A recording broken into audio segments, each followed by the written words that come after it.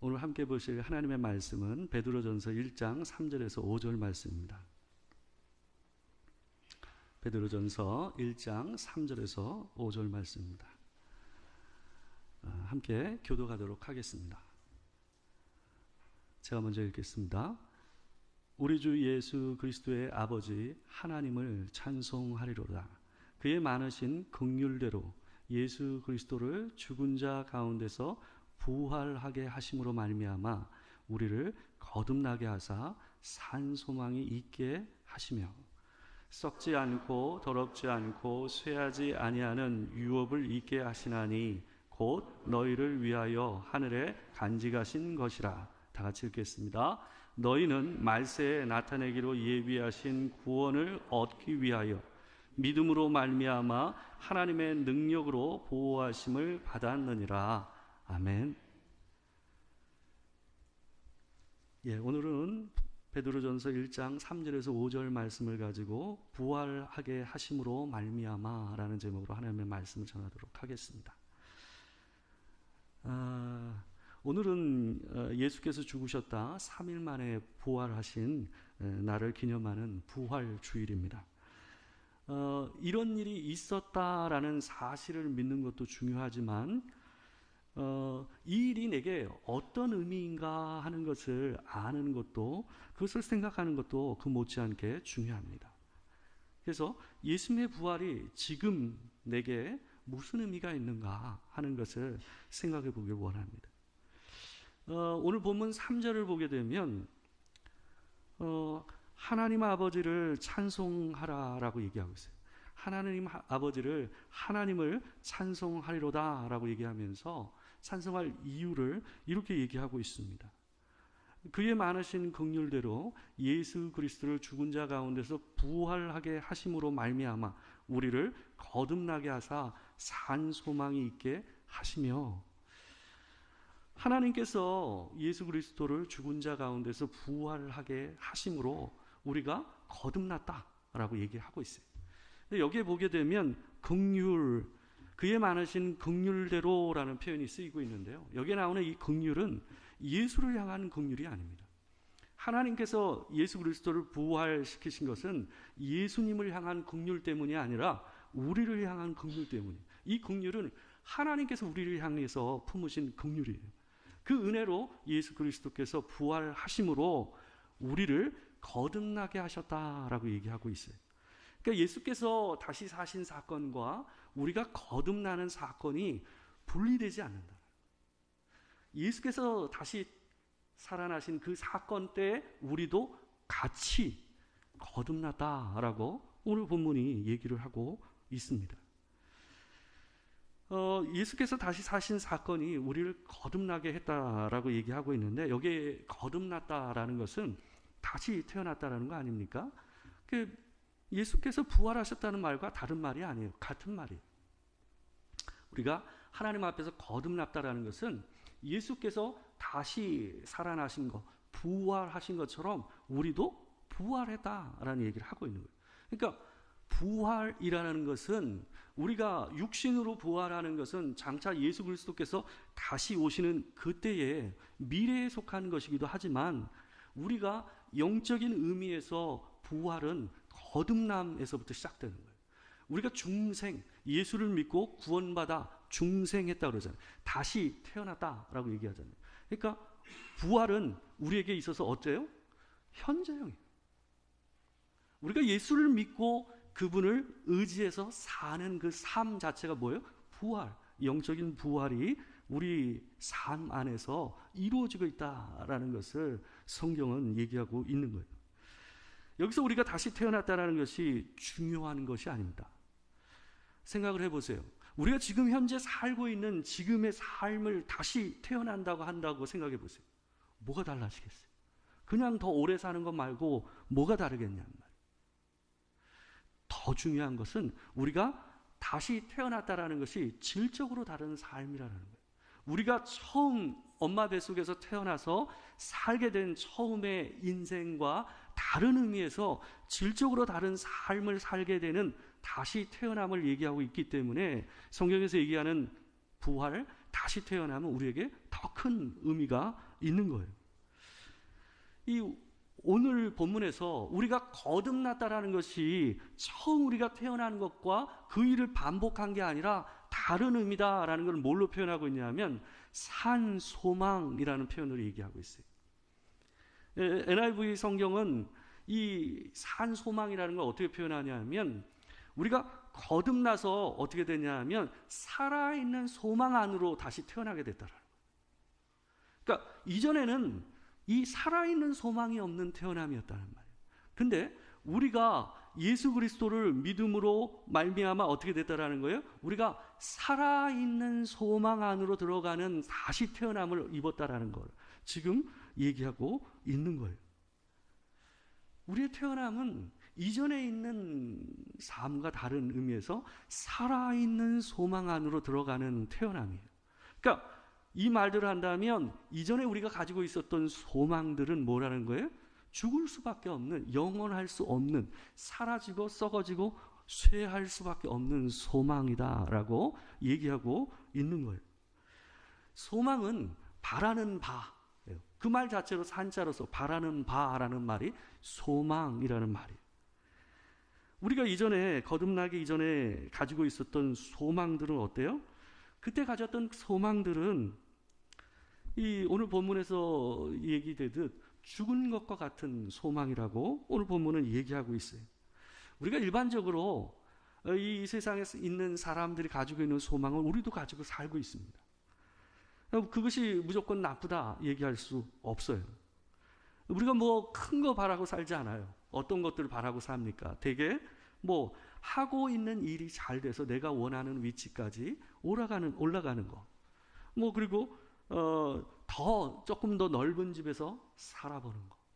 뭐 내 자녀들이 건강해서 또 좋은 대학 들어가고 좋은 곳에 취직해서 또 좋은 사람 만나서 또 잘 사는 거. 뭐 그런 거 아닙니까? 그리고 좀 은퇴 이후의 삶 가운데서 조금 여유가 있어서 같이 좀 이 여행을 다니면서 살다가 자연스럽게 평안히 죽는 거. 근데 들어보니까 어때요? 평범한 게 아니죠. 작은 게 아니죠. 솔직히 우리 인생에서 제가 지금 방금 나열했던 거 뭐 두어 가지라도 잘 쉽게 이루어진 인생이 얼마나 있겠어요? 솔직히 그런 인생이 별로 없다라는 거예요. 당연히 전체가 다 이루어진 인생은 뭐 말할 것도 없고요. 그런 인생이 별로 없어요. 대부분 뭐 달라 보이지만 대동소이하게 비슷한 인생을 살고 있는 게 우리네 삶이란 말이에요. 그래서 우리 인생을 지금 현재 우리가 품고 있는 그 소망도 때로는 이 물거품처럼 사라지는 거고, 그것이 내 안에 들어와서 내가 진짜 원하는 대로 이루어졌다 할지라도 그 소망이 죽은 것이라고 얘기하는 이유가 뭐냐 하면 우리가 이 땅에서 품는 그 소망들은 되게 유효기간이 뚜렷해요. 이게 오래 못 가요. 그리고 내가 진짜 원해서 이 일이 이루어졌으면 좋겠다라고 소망했던 그것들이 이루어지면 어떤 경우가 많냐면, 저는 그런 경우가 많았어요. 되게 내가 저걸 정말 소망하는 이유는 뭐냐 하면 그게 되면 뭔가 내가 그리고 마음에 품고 있는 게 이루어질 거라고 생각하는 뭐가 있기 때문에 그걸 바라는 거거든요. 내가 그거 내 손에 주어지면 이런 인생이 펼쳐지겠지 하는 게 기대가 있기 때문에 그러는 거예요. 근데 막상 그게 내 삶 안으로 들어오고 진짜 이루어졌을 때 보게 되면요, 오래 못 가던데요. 어느새 그것에 대해서 더를 외치는 제 자신을 갖다가 발견할 때가 많다라는 걸 저는 많이 느껴요. 제가 신학교 다닐 때 교수님이었던 한 분이 설교 중에 얘기하는 거예요. 제가 예전에 한번 수요일인지 주일에 한번 얘기한 적이 있는 것 같아요. 이분이 장로님이었다가 나중에 이제 목사가 되신 분인데, 신학교에서 교회 음악을 갖다가 가르치던 교수님이었어요. 근데 자기가 신혼생활을 처음에 시작했을 때 어떻게 시작했냐면 저 산동네에서 시작했대요. 아마 금호동인가 뭐 그런 데인 것 같아요. 그런 데서 시작했는데 사과개짝, 옛날에는 식탁이 없어서 대부분 집에다가 사과개짝 하나 놔두고 신혼생활을 하셨다고 그러더라고요. 이분이 80이 훌쩍 넘으신 분이니까 지금. 그때 그랬답니다. 그리고 사과개짝에다가 이렇게 놔두고 거기다가 수저하고 이 밥그릇, 그 다음에 양은 냄비 하나 가지고 시작했대요. 근데 살다 보니까 옛날에는 왜 그랬는지 그렇게 그 집 없는 서름이 컸잖아요. 그죠? 집 없는 서름이 옛날에는 컸어요. 저도 새빵살이 그 어렸을 때 할 때 보면 뭐 한 거 없이 주인 집을 눈치 보게 되는 어린 전대도 그랬던 느낌이 저 안에 있거든요. 그랬던 시절이 있었잖아요. 그래서 이분이 하나님 앞에 기도를 했대요. 하나님, 작은 집도 좋으니 내 집 한번 살게 해주세요라고 기도를 했대요. 그러니까 하나님께서 자기한테 그 기도 제목을 이루어 주셨어요. 작은 집에서 자기 명패 걸고 자기 집에서 살게 된 거예요. 그 너무 기쁘더래요. 근데 좀 지나니까 애들이 크고 애들이 좀 늘어나고 그러다 보니까 집이 좁은 거예요. 그래서 이분이 다시 또 기도를 했답니다. 주님, 애들하고 살기엔 이 집이 너무 좀 좁아요. 그래서 조금만 좀 큰 집을 좀 하나님 주십시오라고 기도를 했답니다. 뭐 하나님께서 또 들어주셔가지고 좀 더 큰 집으로 자기가 이사 갈 수 있게 됐대요. 그래서 야, 이 좋다 하고 이렇게 살았는데 좀 지나가니까 이 강변에 있는 아파트가 보이더랍니다. 그때가 이제 아파트 한참 지어지고 그 강변이라 이런 데 아파트 지어질 때 아닙니까? 그때는 뭐 아파트 사는 사람 그렇게 많지 않았을 때니까. 자기가 그 아파트를 보면서 야, 나도 저런 집에서 한번 살아보고 싶다 그랬대요. 그래서 기도했대요. 그래서 진짜 그 강변에 있는 아파트를 샀답니다. 뭐 기도한 대로 됐더라고요, 이분이. 그래서 거기서 살았는데, 근데 한 달 지나니까 불평이 나오기 시작하더래요. 이 강변에 있는 아파트는 이 도로에서 오는 소음이 엄청나다고 그래요. 그래가지고 잠을 잘 못 이루겠더래요. 그러니까 도저히 야, 이 집에서 진짜 못 살겠다 싶었대요. 그러니까 하나님 앞에 다시 기도했답니다. 하나님, 시끄러워서 못 자겠어요. 좀 조용한 데서 좋은 주택에서 살게 좀 해주세요라고 하나님 앞에 기도를 했대요. 그런데 그 기도를 하는데요, 하나님께서 자기 귀에다가 이렇게 얘기하시는 것 같아요. 입을 확 그냥 그 말이 잊혀지지가 진짜로 자기한테 그렇게 들리는 것 같더래요. 그 순간 자기한테.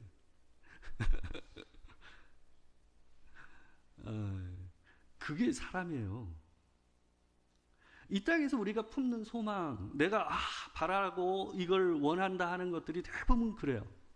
기쁨이 오래 가지는 못해요. 그리고 한 달, 두 달 지나고 나면 내가 바래서 원했던 그것, 지금 내가 지고 있는 그것으로 인해서 하나님 앞에 불평하게 돼요. 희한해요. 저는 그런 경험 굉장히 많이 했어요. 그게 인생입니다.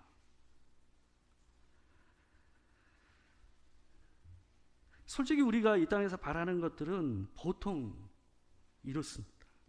그 기쁨이 길지가 않고 금세 불평으로 바뀌는 일들이 너무 많아요. 만족이 없이 계속 더를 외치게 되는 게 우리의 이 땅에서의 소망입니다. 베드로의 이 편지를 받게 되는 수신자들이 어떤 상황 가운데서 이 편지를 받게 됐는지를 알면 이 말의 의미를 좀 더 이해할 수가 있습니다. 베드로가 이 편지를 썼을 때는 AD 64년경 정도에 있었어요. AD 64년도에는요, 세계에서 아주 중요한 사건이 하나 있었어요. 그게 뭐냐면 로마의 대화재 사건이었어요. 그러니까 엄청난 화재로 로마가 전체적으로 불을 탄 그런 사건이 있었어요. 네로 황제가 그때 황제에 있을 때거든요. 근데 네로의 이 경쟁자들이 이 화재 원인을 이 책임을 네로에게 돌리기 위해서 준비를 하고 있었어요. 네로가 그걸 알고 어떻게 했냐면 이 화재의 책임을 누구한테 돌렸냐면 기독교인들에게 돌렸어요. 기독교인들이 이 화재를 일으켰다라고 이런 식으로 소문을 낸 거죠. 그래서 로마에 있었던 수많은 그리스도인들이 쫓겨나고 죽임을 당했어요. 그 삶의 터전이 거기에 있었는데 집도 자기가 소망하고 가꾸고 열심히 살아왔던 그 이 땅에서 소망들이 전부 사라지는 듯한 이 현실 가운데서 이 사람들이 놓이게 된 거예요. 근데 이 일이 큰 문제로 대두가 되면서 어떻게 됐냐 하면 이것이 로마 전 영역으로 이 땅으로 이게 번질 듯한 느낌으로 퍼진 거예요. 그러다 보니까 소아시아와 다른 지역에 있는 그리스도인들이 떨게 된 겁니다. 우리들도 이와 같은 상황 가운데서 놓이겠구나 하는 생각을 할 수밖에 없었던 거예요. 그래서 사도 이 베드로가 이 상황 가운데서 이런 소망이 끊어진 듯한 이 현실 가운데서 그들을 위로하기 위해서 뭐라고 얘기하냐면 만약에 이 땅에서의 소망이 너희들 가운데 끊어진다 할지라도 그러나 너희 안에 살아있는 산 소망이 너희 안에 있으니 걱정하지 마라. 너희에겐 불에 타지도 않고 쇠하지도 않고 좀먹지도 않는 그런 소망이 이미 너희 안에 있다라고 얘기하면서 그들을 격려하고 위로하고 있는 겁니다.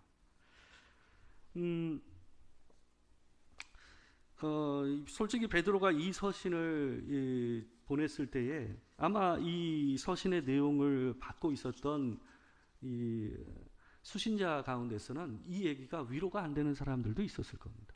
어떤 사람들에게는 이 말이 그래 내게 이런 소망이 있지 하면서 힘을 내게 하고 삶을 살 용기와 이 격려로 다가오는 사람도 있겠지만 어떤 사람에게는 아마 사도 베드로의 말이 힘이 안 됐을 거예요. 이게 무슨 나는 지금 현재 계속 힘든데 무슨 말을 하고 있느냐 하면서 그 말이 현실감 있게 다가오지가 않는 거예요. 근데 베드로는 한 걸음 더 나가서 이렇게 얘기해요. 같이 한번 읽어보겠습니다. 자, 시작. 그러므로 너희가 이제 여러 가지 시험으로 말미암아 잠깐 근심하여 하게 되지 않을 수 없으나 오히려 크게 기뻐하는도다. 자기는 너무 힘들어 죽겠는데 사도 바울은 그 근심과 시험을 뭐라고 얘기해요? 잠깐이라고 얘기해요. 잠깐이라고 얘기하고 있어요. 그러면서 오히려 크게 기뻐하는도다라고 이들을 향해서 선포를 하고 있는 거예요. 왜 사도 바울은 이렇게 얘기를 하고 있을까? 이것의 근거를 사도 바울은 어디에 두고 있냐면 부활신앙에다가 두고 있어요. 우리 주께서 이미 부활하셔서 살아계시고 우리 또한 그 부활하신 그 주님으로 인하여 살아있는 그 소망을 붙잡고 사는 사람이기 때문에 지금 현재 너희가 당하고 있는 이 삶의 즐거움과 어려움이 잠깐이라고 표현할 수 있다라고 얘기를 하고 있는 거예요. 사도 이 베드로가요, 오늘 본문 그 이하의 8절에서 9절 있는 데를 보게 되면 우리가 이것을 통해서 얻게 되는 그 은혜를 갖다가 다 전부 현재형으로 쓰고 있어요. 이게 굉장히 중요해요. 사도 베드로가 이 말씀을 이렇게 선포를 하고 있어요. 이 쉬운 성경 번역이 이 번역을 정확하게 맛을 잘 살려서 번역을 했어요. 여기 있는데 같이 한번 읽어보겠습니다. 자, 시작. 여러분이 예수 그리스도를 본 일은 없지만 예수 그리스도께 사랑을 고백합니다. 지금 이 순간 그분의 모습을 보지 못하면서도 그분을 믿고 있고 여러분의 마음은 설명할 수 없는 기쁨으로 가득 차 있습니다. 그것은 여러분의 믿음의 목적이 있기 때문입니다. 그 목적, 바로 여러분의 영원히 구원을 받는다는 기쁨이 이미 여러분에게는 주어졌습니다. 사도 바울이 뭐라 그럽니까? 예수께서 부활하심으로 말미암아 우리 안에 주어진 구원의 확실함이 어때요? 우리 안에서 지금 이 순간 이미 여러분에게 주어졌습니다 라는 말로 그들에게 강조해서 얘기하고 있잖아요. 부활은 그냥 예수께서 저 2000년 전에 그때 살아나셨다라는 과거형으로 남아있는 게 아니라라고 얘기하는 거예요. 이들에게 부활은 이미 이 사람들에게 뭐였어요? 과거형이었어요. 지금 우리에게 2000년이 지난 우리에게도 과거였지만 이 사람들에게도 과거형이에요. 그리고 이 사람들 중에 대부분은 어디예요? 예수가 부활했던 그때 그 장소에 없던 사람, 그때 그 장소에서 예수가 부활한 것을 보고 들었던 그 사람들에 의해서 전해 듣고 믿음을 갖게 된 사람들, 우리와 똑같아요. 그러나 사도 바울은 그들을 향해서 뭐라고 그래요? 지금 이 순간 이미, 부활은 과거형에 속한 것 또한 미래에만 속한 것 아니라라는 거예요.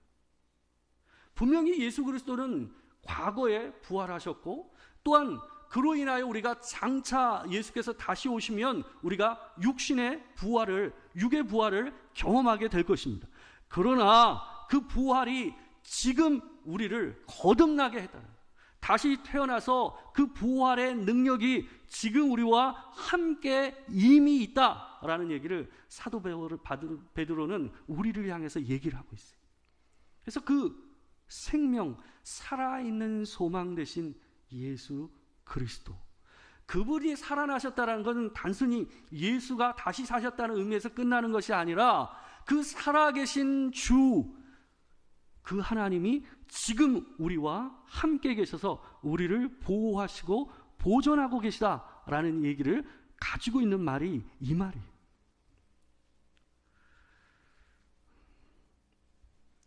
그런 의미를 가지고 있는 말입니다.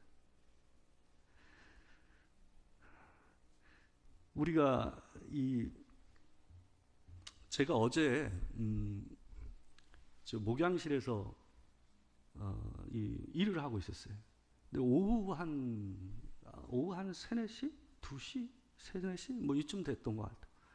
안에 있는데 인기척이 들리는 거예요. 누가 들어왔다는 느낌이 들었어요. 그래서 누가 오셨나 하고 바깥으로 좀 나가봤어요. 나가서 이렇게 봤는데 한 60대 중반 정도 되신 분 같아요. 남자분인데 비닐봉투를 하나 들고, 비닐봉투인지 종이봉투인지 하나를 갖다 들고 이렇게 들어오시더라고요. 그래서 제가 어떻게 오셨습니까? 하고 이렇게 여쭤봤어요. 그랬더니 이분이 자기가 예전에 예수를 믿었던 사람인데 내일이 부활절이라 꽃을 좀 사가지고 왔다라고 저한테 그러시더라고요. 작은 꽃, 저 바깥에 지금 꽃, 못 보던 꽃 2개 있죠? 그분이 사오실 거예요. 그러면서 그 꽃을 갖다 2개를 갖다 비닐봉투에 담아가지고 저한테 주시고 꺼내가지고 놓고 가셨어요. 전 좀 순간 놀랐어요, 갑자기. 그래서 감사하다고 말씀드리고 그랬는데, 좀 더 가시고 난 다음에 좀 더 대화를 나눠볼까, 잘못했다 하는 생각이 들기도 하고 그랬는데, 어찌됐건 그분이 바람처럼 왔다 꽃만 두고 그렇게 가셨어요. 근데 좀 안타까운 것은 이분이 썼던 표현이 과거형이라는 게 제 머릿속에 계속 남았어요. 아마 지금도 자기 마음 안에서 그 믿는 것에 대한 아쉬움과 미련이 있으니까 이 부활절을 기억해서 교회 나오는 사람도 어떨 때는 부활절 기억 못하고 사는 사람이 많은데, 이분이 부활절 기억해가지고 꽃을 사가지고 다니지도 않는 교회에다가 꽃을 2개를 갖다 놓고 가셨잖아요. 아마 소망이 좀 있지 않을까. 이분에게 그 부활의 은혜가 그분에게 계속 또 현재형으로 바뀌지 않을까, 그런 소망을 갖습니다. 그렇지만 그분에게는 아직은 그 일이 과거형인 것 같아요. 신앙은, 부활은 과거로 남아있으면 안 돼요. 그리고 미래에만 있는 것이 돼서는 안 돼요. 지금 현재 그 부활하신 살아계신 그 하나님이 우리의 삶 가운데서 동행하시고 함께 하시고 그 부활의 생명의 능력으로 우리와 함께 하셔서 우리의 소망이 되고 있다는 것을 기억하고 살아야 돼요. 그 부활은 그것을 통해서 지금 우리에게 확인이 되는 거예요. 나의 어렵고 힘든 그 삶의 여정 가운데서 여전히 그분이 살아서 죽음에서 내버려진 것이 아니라 살아나셔서 승리하셔서 우리와 함께 계시다라는 것이 지금 느껴지는 것. 그게 부활신앙. 과거에만, 미래에만 있는 것이 아니에요. 지금 내가 그 살아계신 하나님, 그것을 느끼지 못하면 부활은 우리하고 거리가 먼 것이 돼요.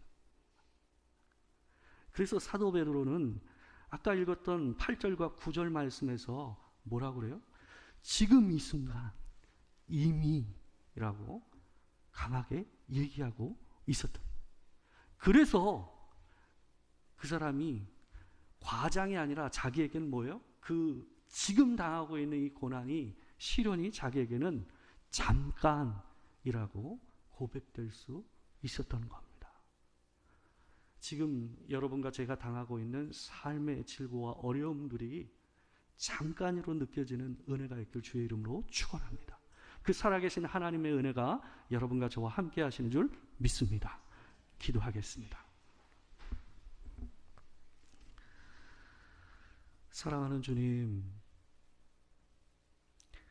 이 땅에서 우리가 품고 있는 소망이 그리 길지 않구나 하는 생각을 해봅니다. 늘 간절히 바라지만 또 이루어지면 더 때로는 그것으로 인해 불평하고 힘들어하는 제 자신을 볼 때가 있습니다. 하나님, 이 영원한 것, 하늘에 속한 것, 주께서 하늘에 간직하신 그 살아있는 소망이신 예수 그리스도를 붙잡는 우리가 되게 하여 주시옵소서.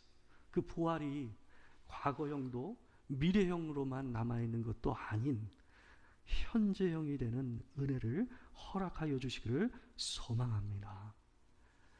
지금은 우리 주 예수 그리스도의 은혜와 아버지 하나님의 크신 사랑과 성령의 교통하심, 참으로 그 부활하신 그 주님이 지금 이 순간 이미 우리에게 살아서 능력이 되는 은혜를 맛보고 살기를 원하는 이스라엘 있는 모든 성도들 가운데 지금으로부터 영원토록 함께 하시기를 축원하옵나이다. 아멘.